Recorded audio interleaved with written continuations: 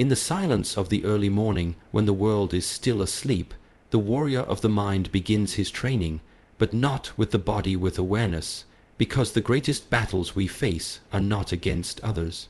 They are within. Today I ask you, are you addicted to the wrong feelings? Not all chains are made of iron. Some are invisible, the comfort of anger, the warmth of self-pity, the seductive power of being a victim. These are emotions that feel familiar, even safe, but comfort is not always clarity, and what feels good is not always good for you. We must ask, why do we return again and again to what harms us? What do we gain from our suffering, and what would happen if we finally let it go? This is not a speech, it is a journey into the mind, and perhaps back to your true self. Comfort is the enemy of growth. It is a statement that challenges one of the most deeply rooted instincts in the human psyche, the desire for safety, familiarity, and ease. At first glance, comfort seems like a reward. It is the feeling we chase after a long day, the state we aim to reach once our tasks are done. But comfort, when not earned or when indulged in without purpose, becomes a quiet and persistent trap. It lulls us into stagnation, convincing us that the avoidance of discomfort is the same as success. In truth, it is in the discomfort, the tension, and the uncertainty where real transformation begins. Growth, by its very nature, requires change. Change is uncomfortable. It disrupts the known. It forces the mind to adapt, the body to strengthen, and the spirit to evolve. Whether one seeks physical growth, emotional intelligence, or spiritual awakening, the path is never lined with soft cushions. It is paved with resistance, setbacks, and moments that make us question our will. The gym is uncomfortable, yet it strengthens the body. Honest conversations are uncomfortable, yet they deepen relationships. Solitude can be uncomfortable, yet it clarifies the mind. Growth demands that we leave the place where things are easy and step into the arena where things are uncertain, challenging, and often painful. There is a reason why most people remain within the borders of their comfort zones.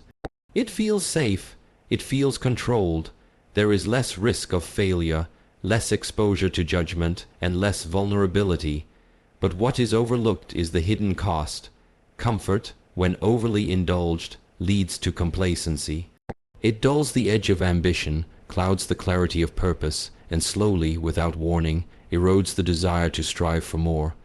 People begin to settle, not because they have reached their potential, but because they have stopped being willing to feel the discomfort that reaching it requires.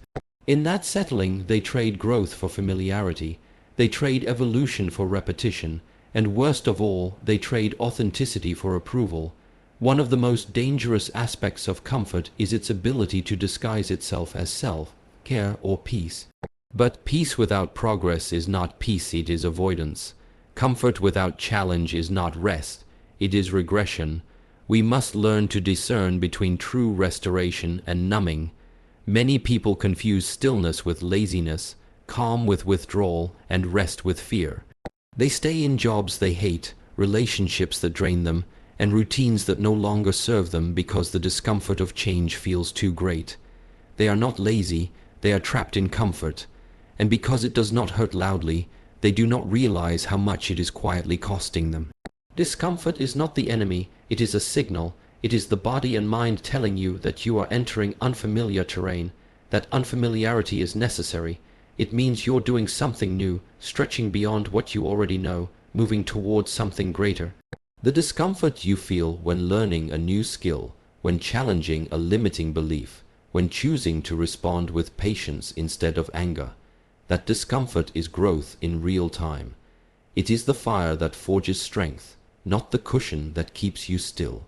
The paradox is that everything we truly want, confidence, discipline, mastery, fulfillment, lies on the other side of discomfort. You don't become strong without lifting weight. You don't become wise without facing your own ignorance. You don't become resilient without withstanding pressure. Yet, society constantly markets ease as the ultimate goal, faster, simpler, effortless. But anything worth having is never effortless. The things that matter are earned, and what earns them is your willingness to endure what others avoid. Those who grow are not the ones who never feel fear or discomfort. They are the ones who decide to move forward anyway. They embrace the burn in their muscles, the doubt in their minds, and the tension in their emotions because they know that growth is not found in escape, it is found in engagement.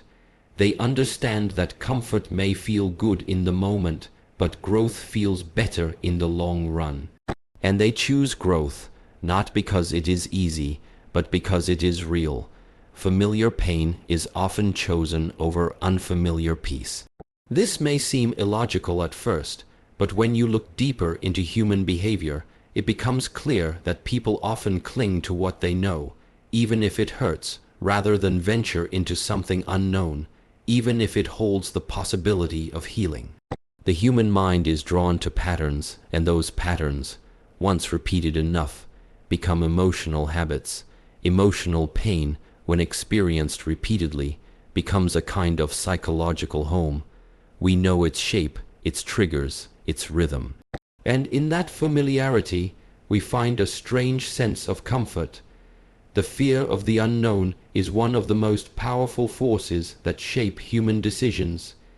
Even when people suffer, they often find it easier to stay with the suffering they understand rather than confront the uncertainty of something new. A person may stay in a toxic relationship, not because they are happy, but because the patterns of pain have become predictable.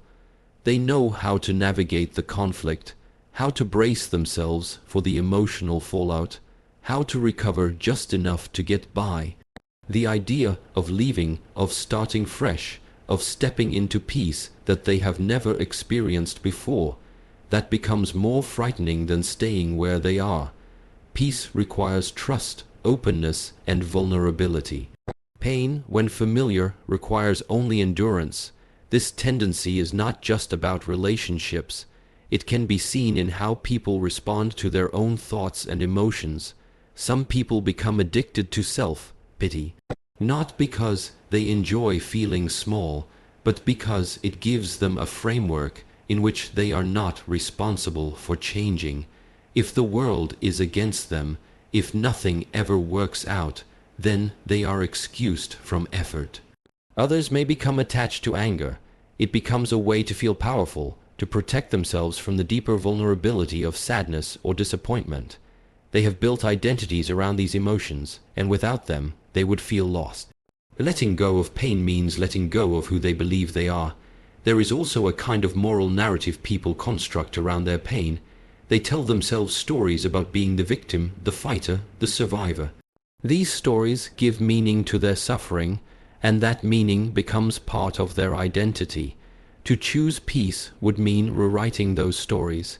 It would mean redefining the self without the lens of struggle. That is a terrifying prospect for someone who has worn pain like armor. They don't know who they are without the wound, and so they choose to keep it open. The brain also plays a role in this attachment to familiar emotions. Neural pathways are formed through repetition.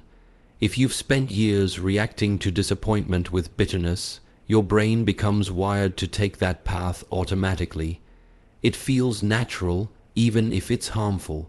Creating a new emotional response, a peaceful one, requires conscious effort and patience. It feels unnatural at first, awkward and unconvincing.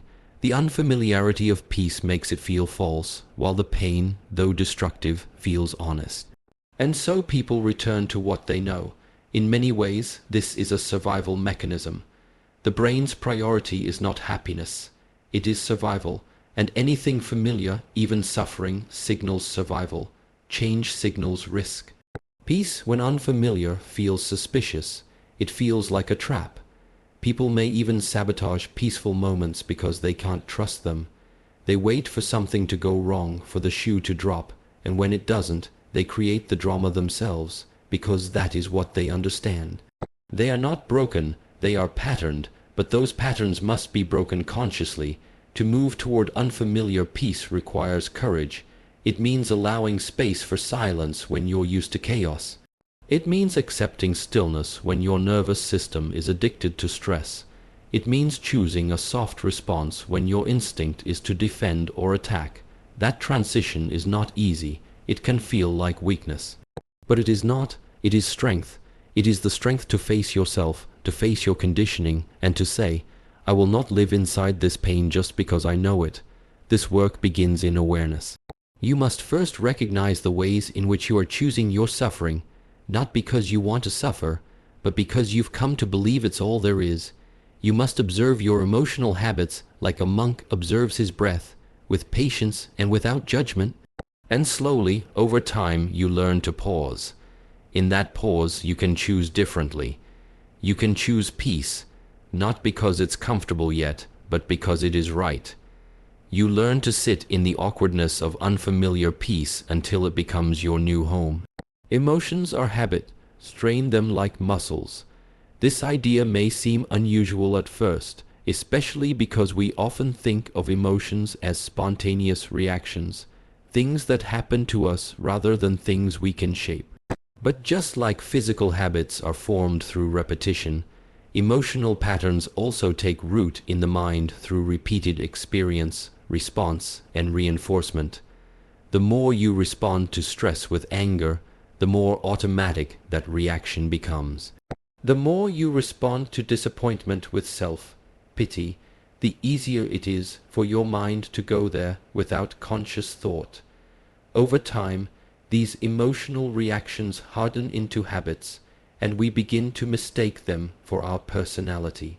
In truth, they are trained responses, reflexes we've built over time, and just as they were built, they can be reshaped. Consider how a muscle grows. It starts with intention, a desire to become stronger or healthier. Then it requires discipline, repeated effort, consistency, and an acceptance of temporary discomfort for the sake of long-term benefit. Training emotions is no different. If you want to build patience, you must repeatedly practice it in moments of frustration. If you want to develop compassion, you must choose it deliberately, even when it feels unnatural. At first, it will feel forced. Just like lifting a weight you're not used to, the emotional repetition can be uncomfortable, but it is through that discomfort that transformation begins. The mistake many people make is believing that because an emotion is difficult to control, it must be impossible to change. But emotion is energy in motion, and like any form of energy, it can be directed, trained, and channeled. The key is not to suppress what you feel, but to become aware of how you habitually respond and to begin interrupting that pattern with conscious choice. This is not about denying emotion, it's about taking responsibility for your reaction to it. Imagine someone who constantly reacts to criticism with defensiveness. Over time, this becomes automatic. The criticism triggers a reaction rooted in fear, ego, or insecurity. They may not even hear what is being said, only that they are being threatened. That reaction is not instinct, it is a learned pattern. It was practiced so many times that it now happens without thought. The same applies to envy, bitterness, resentment, or guilt. These emotional reactions are often rehearsed more than they are realized. They were shaped by the environment, by early experiences, and by repetition. But they can be reshaped through new choices, just as unhealthy posture can be corrected by training the body to stand differently. To train emotions is to become emotionally intelligent. It means recognizing the early signals of a reaction before it becomes a flood.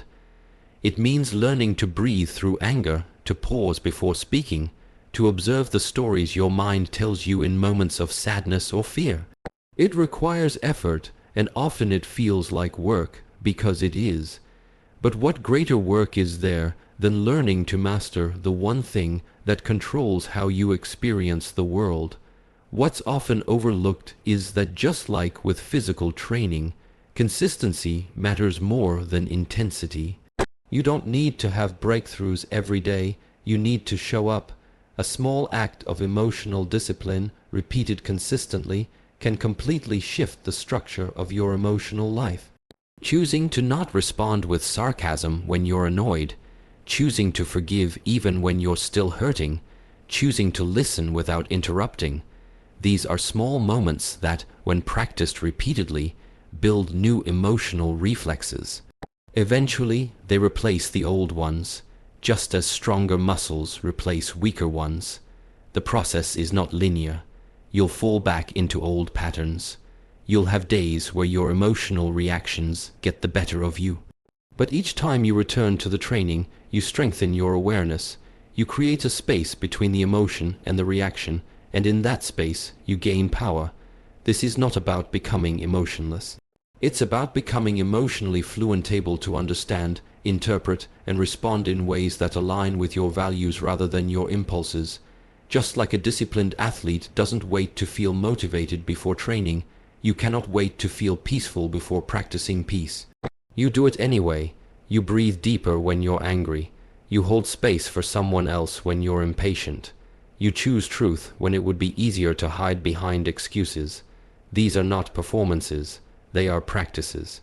Each one is a repetition, a rep in the gym of the mind. Over time, these practices rewire the brain, recalibrate your nervous system, and restructure your identity. You no longer just feel things. You respond with intention. Your emotional life becomes something you are actively shaping rather than passively enduring. Freedom begins when awareness replaces reaction. This is a truth that sits quietly beneath the surface of everyday life, often unnoticed, yet profoundly transformative when finally understood. Most people live in a constant loop of stimulus and response.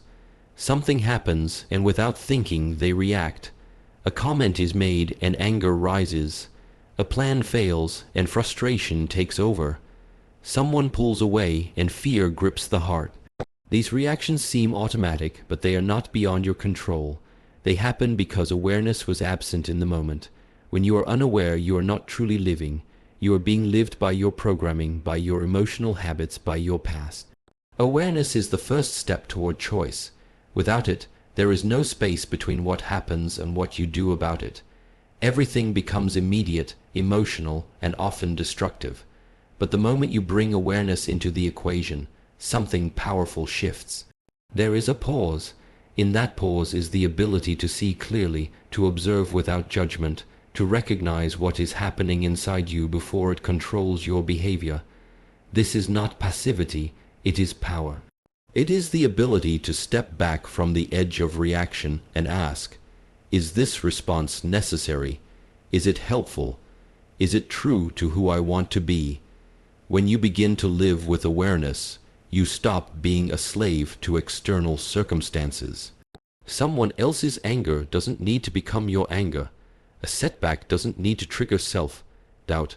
A moment of discomfort doesn't need to spiral into panic. You begin to observe these moments rather than be consumed by them. You notice the tightening in your chest, the rush of adrenaline, the story your mind starts to tell, and in noticing it, you give yourself a chance to choose differently. This is where real freedom begins. Not in controlling the world, but in mastering your own inner response to it. Many people misunderstand freedom. They think it means doing whatever they want, saying whatever they feel, expressing every emotion without filter. But that is not freedom, that is reaction in disguise. True freedom is not reacting automatically, it is choosing consciously. It is the ability to feel deeply without becoming lost in the feeling, to engage with life fully without being hijacked by every impulse. Freedom is not the absence of emotion, it is the presence of awareness in the middle of emotion. It is being able to sit with fear without running, to be with sadness without collapsing, to feel joy without clinging to it. This level of awareness requires practice. It is not something that appears overnight. It begins with small observations, realizing you are clenching your jaw during conflict, noticing the tension in your body when someone criticizes you, catching the rising irritation when things don't go your way. These are all entry points to awareness. They give you clues about your unconscious patterns. The more you notice, the more control you regain. You stop being pulled in every direction by emotion, and you start becoming anchored in something deeper, presence. Presence is not a vague spiritual concept. It is a mental state where you are fully in the now, not dragged into the past by regret or pushed into the future by anxiety. In presence, you can respond instead of react. You can see the difference between what is happening and what your mind is adding to it. You can recognize that most suffering is not caused by events themselves, but by the story you tell yourself about those events. Awareness breaks that story. It interrupts the narrative and replaces it with clarity. When awareness replaces reaction, even pain becomes purposeful. You are no longer drowning in your emotions. You are swimming through them with intention. You are not suppressing what you feel, but you are no longer allowing it to run your life. You start to understand that peace is not the absence of conflict, but the presence of consciousness. That inner stillness is not a place where nothing happens, but where everything that happens is met with mindful attention. In relationships, this awareness changes everything. You listen more and defend less. You hear what's beneath the words. You recognize that the way someone speaks to you often says more about their inner world than about your worth. Instead of reacting to their pain with your pain, you bring understanding. In your own inner life, you start to see your triggers as teachers. Instead of blaming the outside world for how you feel, you begin to take responsibility. You stop trying to control everything around you and focus instead on mastering the one thing you truly can yourself. So now, take a moment to reflect, not with judgment, but with honesty. How often have you chosen the familiar pain simply because it felt safer than peace? How often have you reacted without awareness, letting emotions trained by the past dictate your present? How long have you lived in the illusion that your feelings are facts, rather than habits you have the power to reshape? The truth is, your emotions do not define you. They reveal where you are right now, not where you have to stay. Growth begins the moment you become aware of what you've been unconsciously repeating. Freedom begins when you stop reacting and start responding. And real transformation begins when you are brave enough to let go of comfort, face the unfamiliar, train your emotional self like you would a muscle, and step fully into the awareness that you are not your feelings. You are the one who observes them. You are not here to stay small, to stay hurt, or to stay hidden. You are here to evolve, to wake up, to choose. The question is not whether you feel too much. The question is, are you addicted to the wrong feelings? And are you ready to let them go? Because once you do, that's when life really begins.